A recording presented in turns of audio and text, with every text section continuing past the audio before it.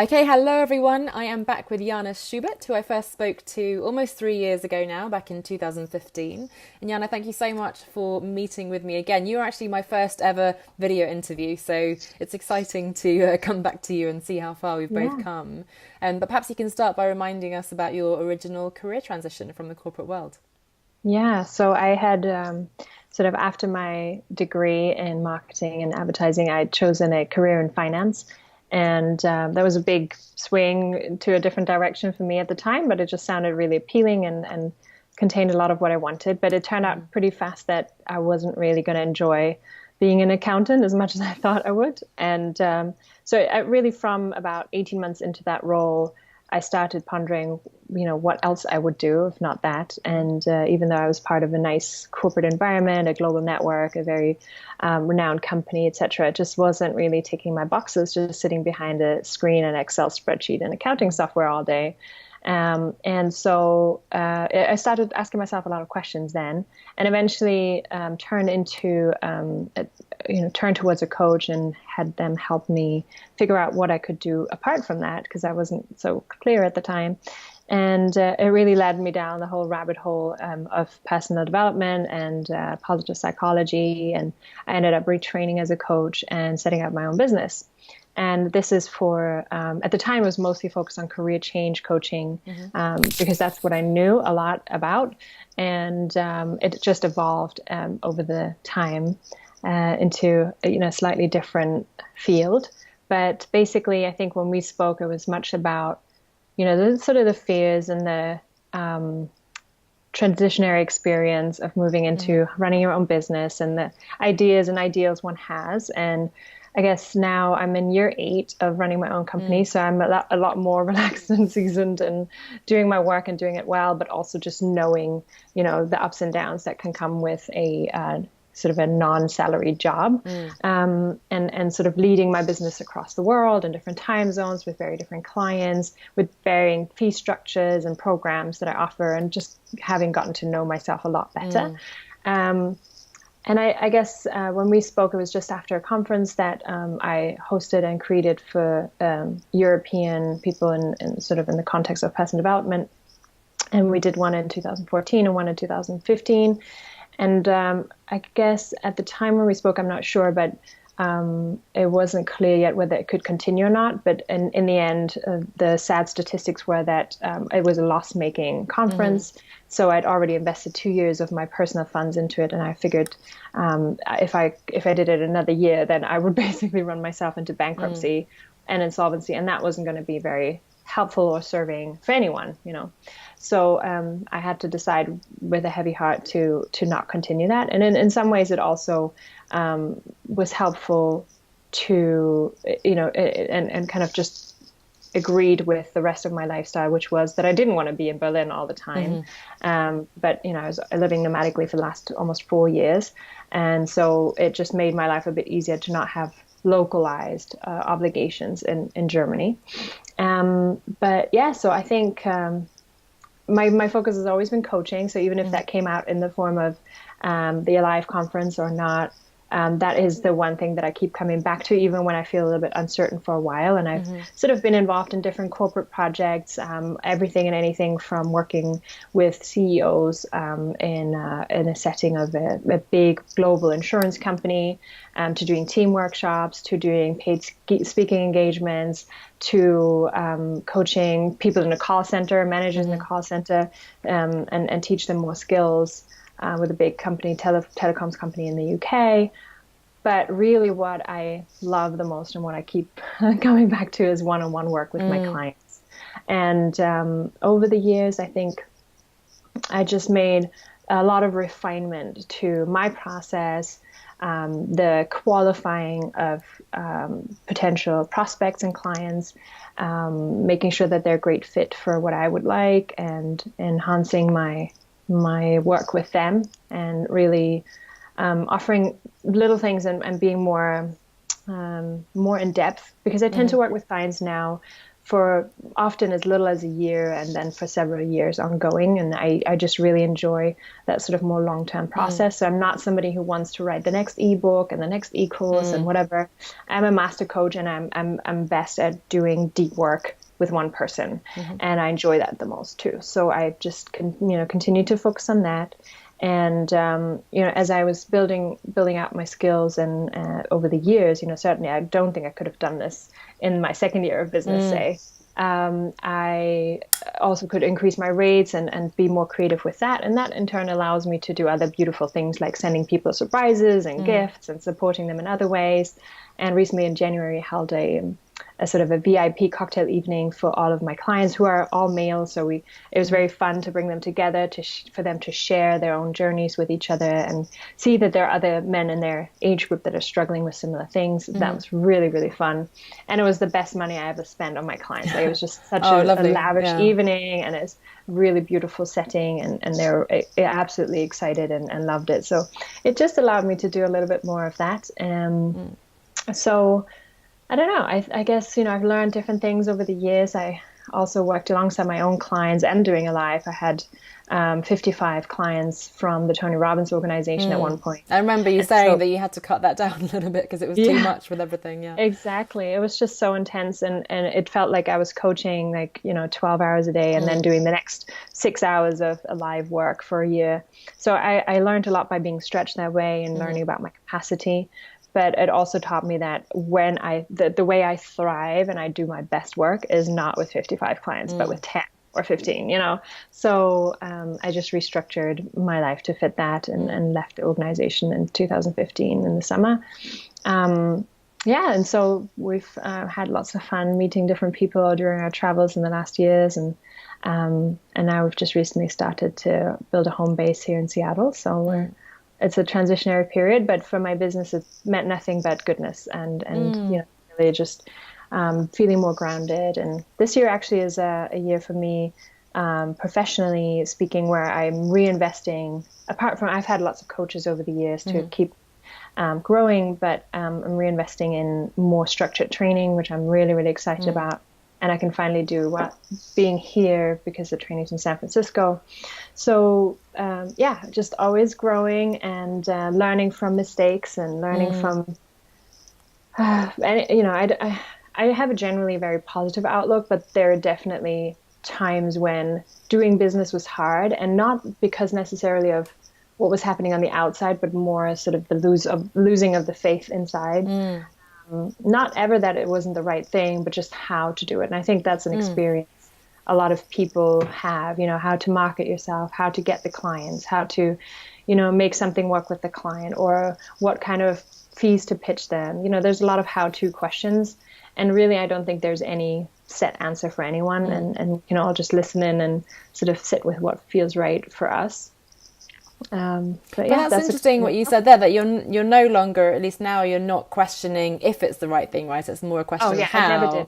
Yeah, because some people are still, I think, in the early days more like, oh, is this still something that's going to work and so on. It's great to sort of break through that and get to the point of like, yes, it is. It's just a question of how, right? How? Yeah, it's actually funny for me that because I remember distinctly one afternoon when I had decided, but I wasn't yet fully self-employed. I was still employed as well as building my business in the first couple of months. And I sat with a friend and he's like, so how long are you going to give it? I was like, huh? He's like, well, how long are you going to give it? I was stunted. I said, what do you mean? And he said, well, how long are you going to give it before you go back to your accountant's world and work?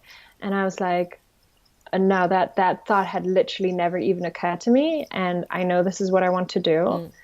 And I will keep changing my approach until it works. I'm not going back to this. There was no, I held on to the identity and even to my license as an accountant for 3 years, but to fall back on, in air quotes. But I ended up, I never thought I would go back. And I definitely didn't want to.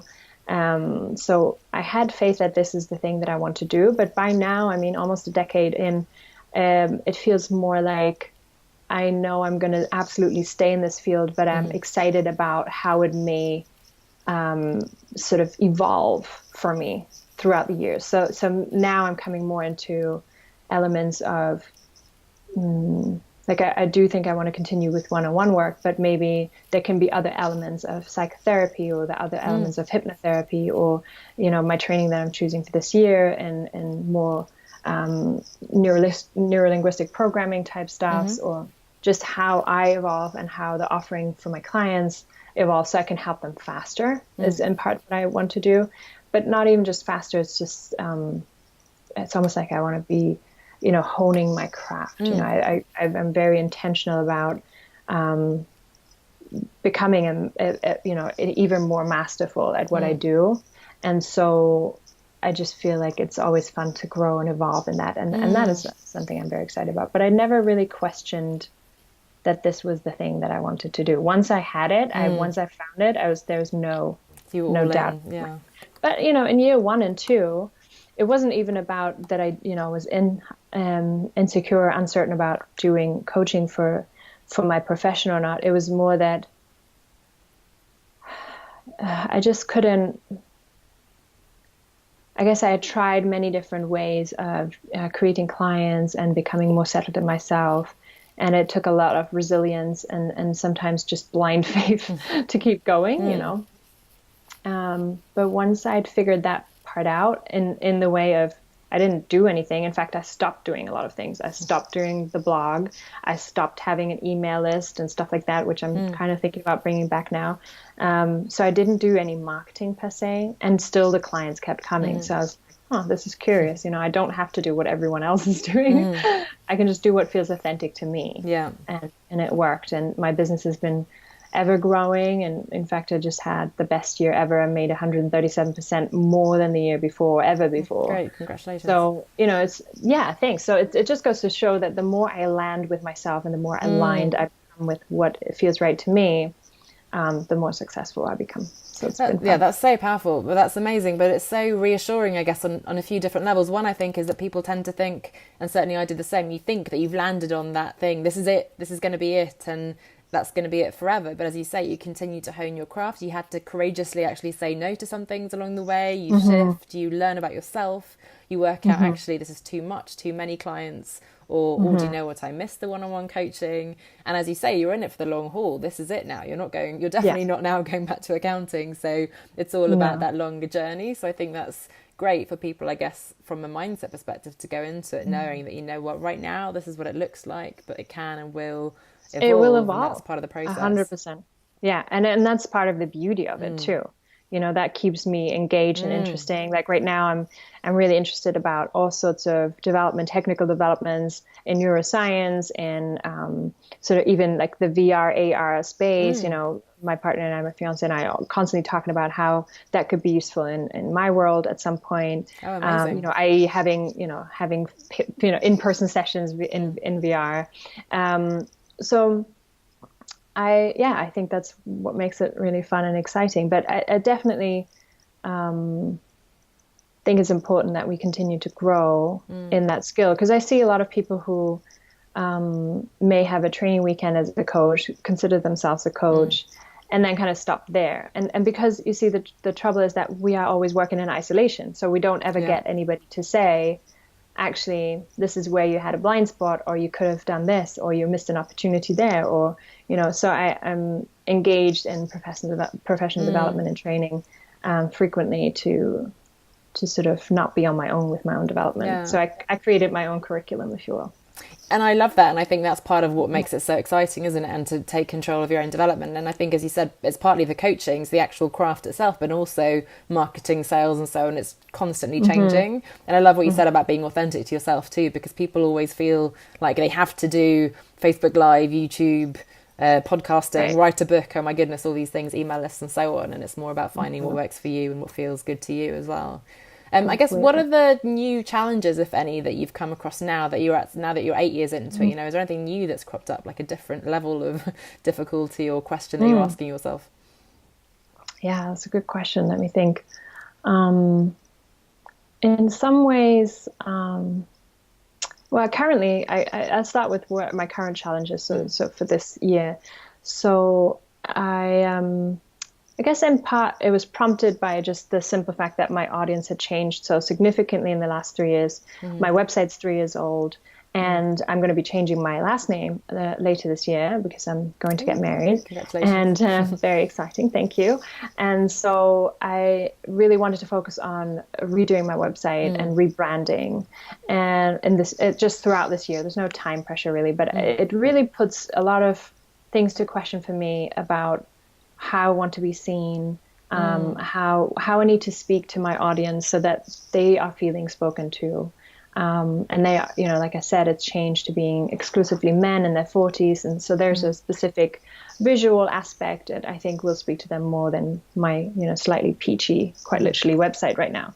And so for me, the current challenge is to express my insides and how I work and the energy of my work in a visual and sort of written way. And I find that really challenging because oftentimes, to describe what happens in a coaching session is hard enough, but to describe my style as a coach is even harder. And in some ways, people don't really need to know how it all is working or what my style is, but they need to connect, right, to someone that they're potentially working with or that they're considering working with.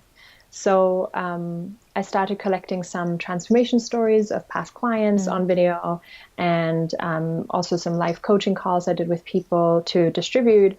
And yet I find myself holding them back because they're not perfect. They're not all polished. They don't look all professional. They don't have the branding that I think they should have, etc. So I'm kind of finding myself in a bit of a catch-22, chicken and egg situation where what comes first? Because I do think that in order to make successful business work, that we need to show our work. And whether you do that via a podcast, whether you do Facebook Lives, whether you prefer writing, which, I always love the idea of writing and I hate the action of it. So as in like the blog writing and stuff, I admire people, Sarah Peck, people that are born with the notepad in their hands. That's just not who I am though. And so it required a lot of humble learning and insight on my part to just not focus on those things that I find stressful. So so my biggest challenge I think for this year is sort of the rebrand and whether it's finding people to work with on that or just doing it myself in some way.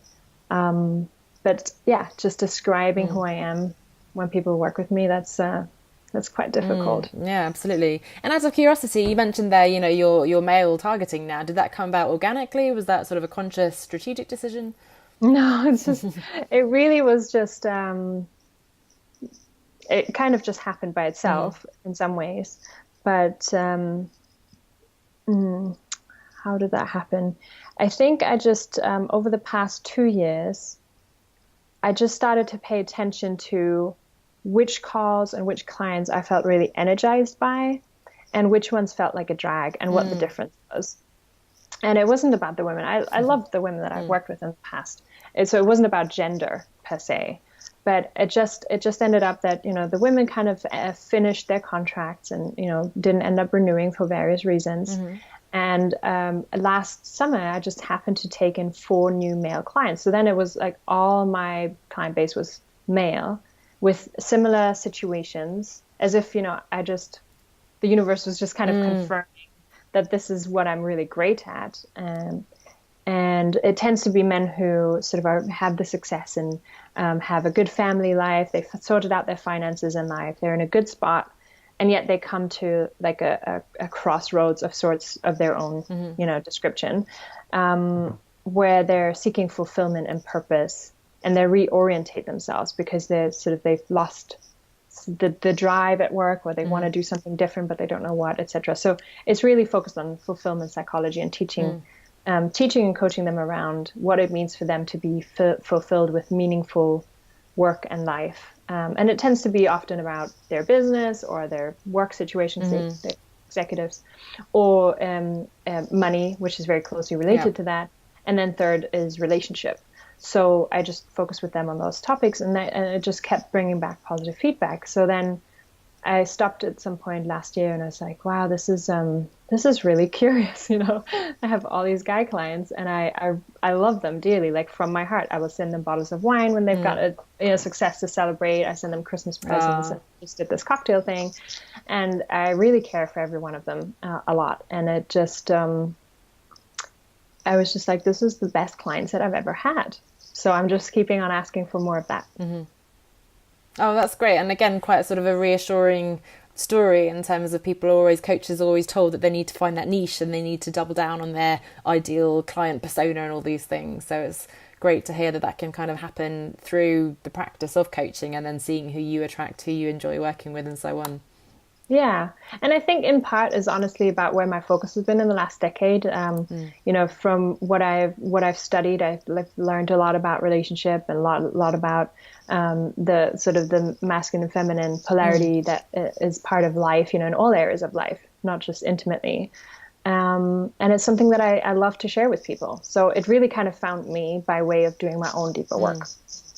And can I just ask you, I remember you said in your interview a couple of years ago that one of your challenges, and I think I know the answer to this question is, but one of your challenges was that you always either had work that sort of gave you lots of money but not the fulfillment and happiness, or work that you loved but didn't bring in the money. But it sounds like you found... Yeah, that's turned around. That's a great reminder. Thank you for that reflection. That's awesome. Good. Yeah, I definitely felt like that. And 2015 was the year when I was like, okay, I'm going to try to just have as much fun as possible and just see what happens financially. And that year, I think, it wasn't the lowest year by any stretch, but it was a slight dip down from the previous year. But I also had a lot less clients and a lot of personal stuff going on that year. So in fact, 2015 and 16 was, you know, quite a burnout period for me in certain ways. Not least probably because of just adrenal fatigue from the events, and I'd been flying a lot, and then I skydived a lot. So there's a lot of physical stress that comes with that. But yeah, no, totally the opposite. So I probably work, I don't know if it's the least amount of hours, but it certainly feels very low in comparison with my handful of clients. And like I said, you know, I've broken this sort of the 6-figure barrier. Like I feel like I've made more money than ever before, even in my corporate career, because that was a big thing for me. Like I had like 2 little barriers in my brain. One was how much I made before. So that's where I held it for the first few years, which was really odd. And until I started doing some work on my money beliefs. And then the other was that in the UK, there is a VAT registration limit at 83,000. And so I was like, I mustn't go above that, because then I have to like send 20% of my money to the revenue. And then I started doing work on that. And so it's kind of funny how we, you know, create what we think. But in that respect of like doing, that's so funny. It's a good reminder. I definitely feel that's not true anymore. Like I'm definitely having the most fun right now with the guys that I'm coaching, and more money than ever before. So it's been really great. fun. And are you still skydiving? You mentioned that. I don't actually. I had in October 15, so it was a kind of a limited to 2015 experience. I took my A license, my B license in the spring, and then we had a big skydive session at the Alive conference in Berlin. And then I jumped a few more times in Hawaii that year. But 2 things happened. So one, I had dislocated my shoulder in a wind tunnel practicing for my B license, I think, and that was pretty rough dislocation. So it didn't just pop out; it kind of ripped a part of the man. I never know the word. It's like the capsule that there's some cartilage. It doesn't sound good. Yeah. Okay. No, and it can't be really repaired unless surgically stitched. And so I was like, this is kind of making me not feel so good. And the other part was a very hard landing in Hawaii. There's a lot of winds, and then, you know, objects like trees and things in the way. So it can be very bumpy at times to land. And I had a hard landing that I feel like I was so close to breaking my ankle, and I didn't, but it just left me with the inability to really like run or do much for a while. And then I think the more I looked back and I watched other people's skydives or fails, you know, like parachute failures. I just got more increasingly anxious about it, and I felt like I did all these jumps. I have 54 jumps, but I did all these jumps with a sort of naivete. And the more I learned about it, the more I knew what could go wrong, and the less equipped I felt to deal with it. And then in addition to that, I wasn't near a drop zone, etc. So I wasn't in that environment where I could have done it all the time anyway to overcome that. But I just got a lot more respectful of it. So I'm okay with having had that be a phase, and I loved it, and it was an important thing to do. But I'm also not an adrenaline junkie that I need to like put my life at risk, every weekend. No, good. Happy to hear that. But it's again an interesting example how some, you go through, as you said, a phase, and it had a role in your life then, and now you're happy for it not to be part of your life anymore. So I also went through it, and during that time as well, quite an adventurous phase, and I sort of look back a little bit disappointed that I'm not continuing with that, but at the same time I feel like it had its place, and now I'm in a different stage as well. So completely. Yeah, and it was a big metaphor for my life at the time, and so much change that happened in that time. So I'm very grateful for that, and it really taught me self-reliance. Yeah, if you land yourself for the first time or every single time after that, and you don't die, that is meaningful. That's a huge achievement. Yes, that's a big thing. Yeah. And in some ways, that's how I approach life. And like, I'm not scared that I can't handle life. Yeah. I mean, now there's new scares. I love my fiance very much, and I wouldn't necessarily want to be without him, but I know I can. Like, it's it wouldn't. It might destroy me for a while, but I wouldn't want to discontinue my own life. Yeah. Oh, well, yeah. No, that's very helpful. I mean? Yeah, absolutely. Become reliant on yourself. Yeah. No, and but to have that independence and strength in yourself, but also to be able to open up to someone else. I guess that's part of what the relationship is. Yeah. For sure. And I guess if you had now, with your increased wisdom in the last 2 or 3 years, would you give yourself, I guess, or someone else in a similar position, different advice? Was there anything else you would add? I remember you said, follow your curiosity at the time, which I think probably still applies, but is there anything else you would add, I guess, to your advice now that yeah, I think I gained a lot more patience and faith and trust in the process. So, whilst I think it's naive or somewhat disappointing for sure to expect things to always be the way they are, especially when things are going well. And so in some ways, I was just having a session before our call with a client who has been in business for, over 10 years as well. And so there are times that are just more difficult personally or business wise, because, it's always changing. And I feel like I have gained a whole lot more trust over the past 5 years for sure. That I am taken care of, and that the right things happen at the right time, even when they feel like they're not the right things at all, because we're so attached to what we thought we wanted. It's a bit like this saying, like, if you want to make God laugh, tell him your plans, sort of thing. So I really have grown more in patience, to the point where, I had, just before I made a substantial amount more money than before, I had 3 months or so, maybe 4 even, of billing zero. Okay. And it was so frustrating. And I felt like I worked my ass off. And then when I stopped pushing, it all resolved. So I think that sentiment of trust and faith is probably what I would encourage people to look at more. Because it's easy, I think, when we get afraid, to try to work from a place of what can I control? What can I do? Yeah. And I know Chris and I certainly have had many conversations about the balance between the doing, the inspired action, and pushing versus the just being and relaxing and receiving of life that wants to happen. So I've definitely lent more towards the feminine, opening, receiving, being okay with what is, not rushing, slowing down to speed up entirely. And that's worked better for me than masking pushing beforehand. Amazing. So part of that seems to be just through time. I guess you need to sort of learn those lessons yourself, but part of it sounds like you have specifically addressed that. I actually remember this reminds me that you gave me some tips on masculinity and femininity, and I went to a couple of workshops and I read some books at the time, and that really helped me. But I think it's something you're reminding me now that I'd like to explore a bit more as well. So and in all areas of life, I think that it just applies to every part of us. I think I learned mostly by the tests and the challenges that I've been given. I don't think we learn quite as much from the times when things are good.